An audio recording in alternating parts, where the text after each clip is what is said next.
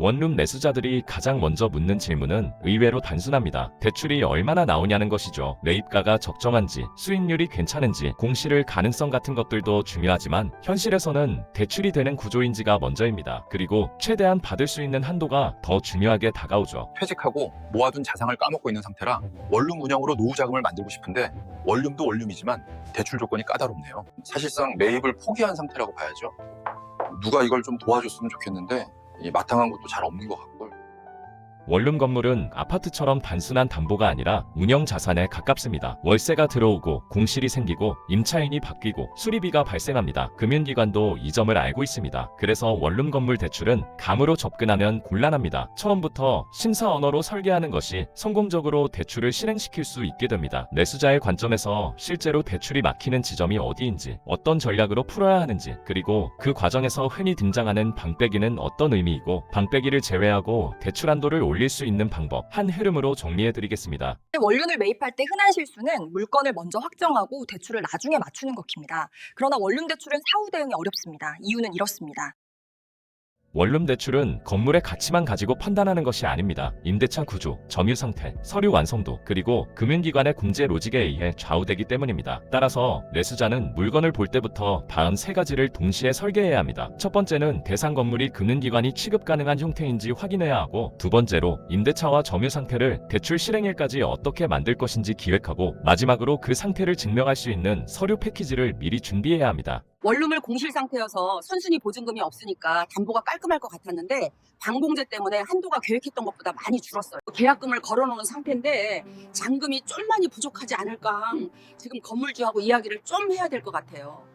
원룸 대출을 충분히 받으려면 은행이 위험으로 느끼는 게 뭔지 이해해야 합니다. 은행이 싫어하는 위험은 크게 네 가지로 정리할 수 있습니다. 하나는 공부와 현실이 다를 수 있다고 생각합니다. 즉, 용도가 섞여 있고 불법 증축 같은 위반 건축 부분이나 주차, 소방 같은 수정할 수 없는 위험은 대출에서 금리의 문제가 아니라 거절로 이어질 수 있습니다. 그 다음은 점유와 임대차가 불명확한 것입니다. 즉, 임대차가 어떤지, 전입이 어떤지, 공실은 맞는지, 임차인이 있다면 보증금은 어느 정도인지가 심사의 핵심으로 작용합니다. 그리고 현금 흐름이 잘 설명되지 않는 것입니다. 원룸은 월세 자산이기 때문에 공실률과 월세 수납 구조, 관리비 부담, 수선 계획이 숫자로 정리되어 있어야 심사 진행이 순조롭습니다. 마지막으로 공제의 위험, 앞서 말했듯이 바로 여기서 흔히 듣는 단어 방빼기가 등장합니다.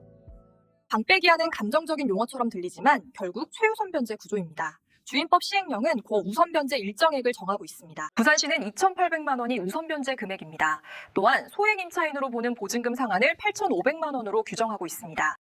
금융실무에서 방빼기가 더 강하게 체감되는 이유는 원룸이 공실이라도 예상 소액 보증금을 미리 반영하는 로직이 존재하기 때문이죠. 실제로 리스크 관리 기준 문서에서는 임대차 없는 방이 있는 경우 예상되는 최우선 변제 소액 임차 보증금을 산출하는 방식이 명시되어 있고, 임대되지 않은 방에 대해서는 방수에 지역별 소액 보증금을 곱해 산출하도록 되어 있습니다. 지금은 공실인데 왜 빼느냐는 질문에 대해 금융기관은 공실인 방도 곧 임대될 수 있으니 예상 리스크를 반영한다는 구조로 답하는 것입니다.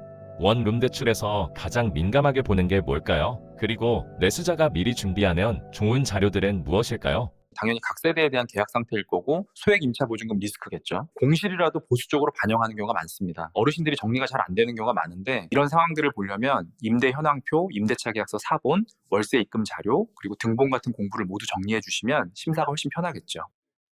여기서 한 가지 질문, 그러니까 방빼기를 보험으로 막아서 공제하지 않게 만들 수 없을까라는 질문입니다. 핵심은 보험 이름이 아니라 은행이 공제 리스크를 대체하는 수단으로 인정할 수 있느냐입니다. 실무에서는 두 가지 층위가 존재합니다. 첫째는 임차인 보호를 위한 보증보험이 있습니다. 하지만 이건 임차인의 보증금 회수 위험을 줄이는 목적이지 은행이 담보가치 공제 리스크를 0으로 만드는 장치로 연결되지는 않는 경우가 많습니다. 둘째는 은행이 공제하는 소액 임차 보증금 리스크 자체를 보강하는 보증 구조가 있습니다. 일부 리스크 관리 기준에서 법령에 의해 보증할 수 있거나 보험 상품을 판매할 수 있는 기관의 지급 보증이 있거나 보험에 가입된 경우에 해당 지급 보증액 또는 보험 가입 금액을 차감하여 산출할 수 있다고 명시하고 있습니다. 또 같은 문서에서 보험업법에 의한 보험회사의 모기지 보험이 인정되는 경우와 요건, 그리고 차감 한도 및 담보 인정 비율 상한까지 제시되어 있습니다. 즉 보험이면 된다는 아니고 어떤 보험 보증이 어떤 요건에서 어떤 로직에 의해 공제분을 보강항으로 인정되는가가 관건인 거죠. 핵심은 최우선 변제 구조가 존재한다는 점이죠. 임차인 보험은 임차인 보호 목적이고 금융기관이 담보가치 위험을 평가하는 것과는 별개이겠죠. 결국 은행이 공제 리스크를 보강하는 보증 구조를 인정하는지 그리고 그 요건을 충족시킬 수 있는지가 실무의 핵심이겠습니다. 방빼기를 없앨 수 있느냐는 질문은 곧 공제 리스크를 보강하는 트랙을 요건에 맞게 태울 수 있느냐로 바뀝니다. 그리고 그 요건의 핵심에는 대개 담보 유형, 임대차, 점유 상태, 신청 조건이 함께 들어갑니다. 따라서 매입자는 물건을 고르는 순간부터 나는 어떤 트랙을 탈 것인지를 먼저 정하셔야 합니다. 은행 담보대출로 갈지, 정책 모기지 트랙이 가능한지, 혹은 별도의 신용 보강이 가능한지에 따라 전략이 완전히 달라지기 때문입니다. 원룸 대출을 잘 받기 위한 전략, 크게 4단계로 정리해 보겠습니다.